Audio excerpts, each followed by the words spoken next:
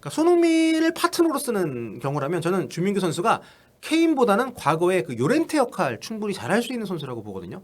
그래서 이 조합이 굉장히 기대가 많이 됩니다. 특히 주민규 선수가 요렌테처럼 공중전만 하는 게 아니라 지켜주는 플레이라든가 아니면 발밑도 좋은 선수이기 때문에 좀 낮은 위치 이선으로 이동을 했을 때에도 상당히 연계를 잘 해주는, 그렇기 때문에 손흥민 선수하고 아주 효율적인 조합이 될 수 있을 것 같다는 느낌이 이번에 들었거든요. 또 이강인 선수가 그라운드에 있을 때 합도 좋을 것 같고. 태국과의 월드컵 2차 예선 홈경기 무승부, 충격적인 결과입니다. 친선 경기라면 임시 감독 취재이기도 하고 여러 이슈가 있었기 때문에 으쌰으쌰 할 수 있습니다만, 이건 월드컵 예선입니다. 2차 예선, 우리가 늘 2차 예선은 쉽게 생각하는 경향이 있지만 최근 아시아 축구 흐름 보면 쉽지 않습니다. 게다가 홈에서 이렇게 또 경기 내용 자체도 좋지 않았기 때문에 정말 충격적인 결과고요. 압도적인 점유율이 무색할 정도로 상대 공략에 실패한 경기였기 때문에 정말 비교도 할 말 없는 그런 시합이었습니다. 작년에 싱가포르, 중국 연달아 잡았기 때문에 이번에 이겼다면 3연승으로 최종 예선 진출 확정에 한 걸음 일찌감치 다가설 수 있는 그런 경기였는데 비겨버리면서 상황이 좀 애매해졌어요. 다행스러운 건 보시다시피 중국이 우리가 여지를 줬는데도 불구하고 이걸 못 받아먹더라고요. 와, 중국 진짜 싱가포르 원정 경기에서 전반에만 2골, 우레이가 2골 넣어서 앞서고 있었거든요. 근데 후반에 2골 먹으면서 2대2로 비겼습니다. 피파 랭킹 156입니다, 싱가포르이. 작년 11월 달에 우리한테는 5대0으로 진 팀이고, 그런데 이 싱가포르 상대로 굉장히 고전을 했더라고요. 기록을 보니까 슈팅, 유슈팅, 싱가포르가 더 많이 때렸어요. 막판에는 오히려 역전을 당할 뻔했는데 중국 골키퍼의 슈퍼 세이브가 중국을 살렸더라고요. 아무튼 그래서 현재 순위가 우리 7점으로 1위인 거는 같고요. 중국이 싱가포르 잡았다면 6점까지 쫓아올 수 있었는데 우리를 1점 차로. 그런데 이 경기 전까지 1승도 없던 싱가포르한테 잡히면서 4점. 네, 그런데 태국한테 골득실 뒤지면서 이제 순위까지 3위로 내려갔습니다. 우리 입장에서는 부담이 좀 더 커질 수도 있었던 상황이었기 때문에 다행이죠. 좀 운이 좋았다고 할 수 있을 것 같습니다. 이런 얘기를 하는 상황이 된 것 자체가 좀 남사스럽긴 합니다만. 자, 이번 태국전 입장권 매표 시작 당일에 매진이 된 거는 다들 알고 계실 텐데요. 공식 관중 수가 무려 64,912명이었습니다. 엄청난 수치죠. 아시안컵 아쉽게 마무리했고 클린스만 감독 경질에 축협 행정 엉망이라 보이콧 움직임까지 있었습니다. 그럼에도 팬들은 그래도 대표팀을 응원하는 걸로 뜻을 모았다, 이렇게 볼 수가 있는 그런 현상이었죠. 그런데 이날 중계 화면에는 전혀 잡히지 않았습니다만 현장에 정말 많은 팬들이 걸개라든가 피켓을 통해서 정몽규 회장 퇴진 시위를 펼쳤더라고요. 선수들 응원 문구도 많이 있었습니다만 경기 현장에서는 그 정몽규 회장 퇴진 목청껏 소리 지르는 분들도 많이 계셨다고 하고, 아무튼 이렇게 정몽규 회장 아웃을 외치는 그런 사람들이 굉장히 많이 있었는데 협회가 귀등으로도 안 듣고 있긴 합니다만 정말 겸허하게 귀를 기울일 필요가 있다고 봅니다. 협회 고위 관계자들이 회장은 잘못한 게 없고 아랫사람들이 일을 못한다 이렇게 생각하고 있다고 하는데 정말 너무 답답하고 안타깝습니다. 게다가 이 많은 관중들 앞에서 임시감독 체제로 치러진 첫 경기력도 참 아쉬웠죠. 참고로 오늘 이 관중 숫자는요, 작년, 재작년 최다 관중 수보다 많은 숫자입니다. 그리고 이제 역대 최다인 11년 전 그 브라질 내한 경기, 이때 무려 6만 5천 명이 넘는 관중이 왔었거든요. 이제 이때하고 비교했을 때도 거의 비슷한, 그리고 2002 월드컵 준결승 독일전하고 거의 비슷한 아주 엄청난 숫자 그런 관중이었습니다. 자, 일단 기록 한번 살펴보겠습니다. 양팀 통계로만 보면 진짜 우리가 완전히 압도한 경기처럼 보이죠. 그러니까 슈팅 거의 20개 우리가 더 때렸고요. 박스 안에서만 무려 18개나 우리가 슈팅 기회가 있었습니다. 패스는 패스 시도 횟수가 무려 812개 대 227개입니다. 대단한 게 이날 황인범 선수 혼자서만 패스를 157번이나 시도를 했더라고요. 패스 성공 횟수가 황인범 선수가 145개를 성공을 시켰고 태국은 모든 선수를 다 합쳐도 성공시킨 패스가 161개입니다. 이 정도로 우리가 공을 많이 갖고 있었다는 얘기인데, 참 축구라는 스포츠가 숫자로는 설명이 안 된다는 게 이런 경기에서 딱 나옵니다. 점유율 4배 차이 나고 슈팅도 우리가 4배를 때렸는데 실제 경기 내용은 그렇게 압도적이지 않았잖아요. 오늘 경기 보면서 제가 우리 팀이 아무리 임시감독 체제라고는 합니다만 준비가 너무 부족했다는 게 좀 느껴졌습니다. 상대 분석도 좀 안 됐다는 게 보였기 때문에. 태국이 이번 경기 라인업도 그렇고 경기 운영도 아시안컵 때하고 큰 차이가 없었거든요. 전반에 압박 세게 걸고 후반에 내려앉아서 수비 강화하면서 역습하는. 그런데 전반에 태국이 이런 축구 할 거라는 걸 예상을 못한 것처럼 우리가 좀 당했어요. 우리가 실수도 많이 나왔고, 그리고 태국의 사이드백들이 굉장히 좋거든요.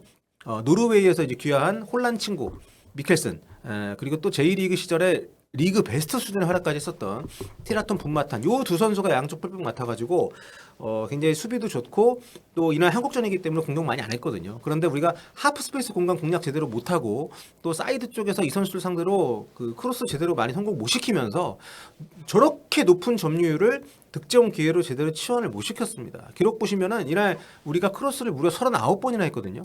그런데 성공한 게 그러니까 제대로 동료들에게 연결이 된 게 6개밖에 없습니다. 경기 내내. 성공률 15%. 끔찍한 수준이죠. 게다가 이렇게 크로스 엄청 때려드는데 톱에 있는 선수들 활용이 제대로 안 됐어요. 미끼 역할을 해주는 선수 없었고 심지어 중간에는 손흥민 선수를 톱으로 잠시 쓰기도 하면서 손발이 안 맞는 모습도 좀 있었고 13차례나 있었던 코너킥 역시도 죄다 위협적이질 않았고요. 그러니까 세피스에 대한 준비도 좀 아쉬움이 있었고 아무튼 뭐 임시감독 체제 뭐 어쩔 수 없는 상황이긴 합니다만 지금 그 올림픽 최종 예선이라는 엄청난 일정을 눈앞에 두고 있는 황선홍 감독한테 지금 두 집 살림 시키는 게 저는 지금도 아직도 이해가 안 갑니다. 황선홍 감독이 지금 대표팀 감독하면서 올림픽 대표팀 신경 안 쓸 수가 없어요. 올림픽 대표팀이 이제 감독이 없는 상태로 지금 대회에 나가 있기 때문에 A 대표팀도 올림픽 대표팀도 어느 하나에게도 이익이 안 되는 그런 상황이어서 참 이 답답한 흐름에서 오늘 또 홈에서 비겼기 때문에 원정 경기 좀 부담이 많이 됩니다. 자, 긍정적인 얘기로 가볼게요. 네, 긍정적인 부분 많지 않지만 그래도 찾아봅시다. 그나마 저는 이번 경기 거의 유일한 소득으로 주민규 선수의 발견을 꼽고 싶습니다.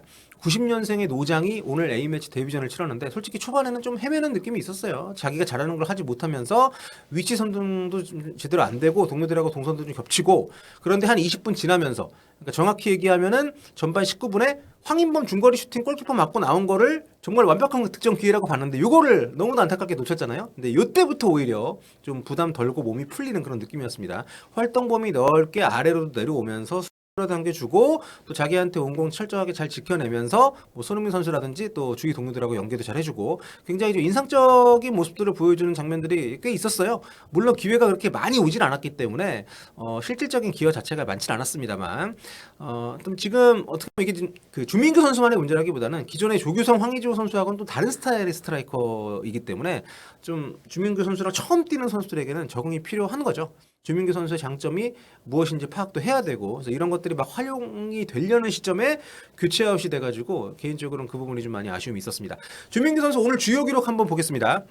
선발 출전해서 64분 동안 그라운드를 누볐고요. 우리가 점유율을 압도한 뒤로도 꽤 많은 시간을 뛰었는데 보시다시피 볼 터치가 11번밖에 없었습니다. 이거는 좀 충격적인 수치 아닙니까? 그만큼 활용이 안 됐어요. 중원에서 볼을 갖고 있는 시간이 우리 팀 많았는데 패스 미스도 좀 많이 있었고 선택도 좀 아쉬웠던 부분이 있었고 좀 모험적으로 앞쪽으로 찔러주기보다는 뒤로 나가는 패스들이 많이 있었습니다. 결국 크로스 공격을 퍼붓게 되면서부터도 주민규 선수 쪽으로는 접근이 잘 안 됐어요. 그래서 기록 보시면은 주민규 선수가 경합 자체를 지상에서 한 번, 공중에서 한 번밖에 안 한 걸로 나옵니다. 그러니까 주민규 선수 쪽으로 어떤 기회 자체가 굉장히 제한되어 있었다. 그러니까 손흥민을 파트너로 쓰는 경우라면 저는 주민규 선수가 케인보다는 과거에 그 요렌테 역할 충분히 잘할 수 있는 선수라고 보거든요. 그래서 이 조합이 굉장히 기대가 많이 됩니다. 특히 주민규 선수가 요렌테처럼 공중전만 하는 게 아니라 지켜주는 플레이라든가 아니면 발밑도 좋은 선수이기 때문에 좀 낮은 위치 2선으로 이동을 했을 때에도 상당히 연계를 잘 해주는 그렇기 때문에 손흥민 선수하고 아주 효율적인 조합이 될 수 있을 것 같다는 느낌이 이번에 들었거든요. 또 이강인 선수가 그라운드에 있을 때 합도 좋을 것 같고 손흥민, 주민규 이 두 선수의 히트맵을 보면 손흥민 선수가 굉장히 프리하게 움직이면서 최전방과 2선을 오가는 게 좀 보이는데 주민규 선수가 중앙에서 오르내리는 움직임에 주력을 했거든요. 저는 이 둘이 잘 조응을 하게 되면 파괴력이 꽤 클 거라는 생각이 들었습니다. 오늘 경기를 보면서. 자, 마지막으로 오늘 AI 평점 좀 보고 가겠습니다. 소파스코어 먼저 볼게요. 최고점은 8.7점 받은 황인범 선수입니다. 압도적인 패스 그리고 빅찬스를 만든 장면들이 이제 반영이 된 것 같고 또 유효 슈팅으로 기록이 된 중거리 슈팅도 있었고 그리고 이날 볼 터치가요 무려 184번이었습니다. 자, 그리고 다음은 손흥민 선수가 8.2점으로 점수가 높았고 이재성 7.8, 설영호 7.5, 이정 선수는 이제 1도움도 있었죠. 손흥민 선수에게 아주 멋진 도움이 있었고 선발 멤버 중에서는 아무래도 볼 터치가 적었던 주민규 선수가 낮은 점수를 받을 수밖에 없었던 것 같습니다. 6.4점 받았고요. 그다음 포트몹도 비슷합니다. 황인범이 8.4, 손흥민이 8.1, 이재성이 7.8. 자, 태국전 마친 선수들 마음이 무겁겠죠. 네, 태국한테 홈에서 비겼기 때문에 피파 랭킹이 무려 한 79계단 정도 차이가 났는데 각자 이제 개별 외박을 줬다고 합니다. 휴식을 각자 뭐 집이라든지 각자 이제 취한 이후에 22일 오후 3시에 인천공항에 각각 집합을 해서 17시 20분 발 대한항공편으로 이제 태국으로 이동을 합니다. 원정이 방콕 라자망갈라 스타디움이 태국 홈 성적 굉장히 좋은 곳이거든요. 거의 뭐 무패까지는 아니더라고요. 찾아보니까 뭐 1년 한 번 정도는 진 것 같은데 또 홈에서 우리가 느낀 아쉬움을 깨끗하게 씻고 왔으면 좋겠습니다. 이 거듭 말씀드립니다만 피파 랭킹 이렇게 많이 차이 나기 때문에 비기는 것만으로도 피파 랭킹 포인트 깎이거든요. 자, 뭐 그게 아주 중요한 건 아닙니다. 만약에 우리가 이 원정에서 못 이기면 진짜 여러분 그냥 하는 말이 아니라 최종 예선 이거 장담할 수 없습니다. 부디 이런 걱정 기후에 그치게 우리 선수들이 만들어줄 거라 믿습니다. 다음 시간에 뵙겠습니다.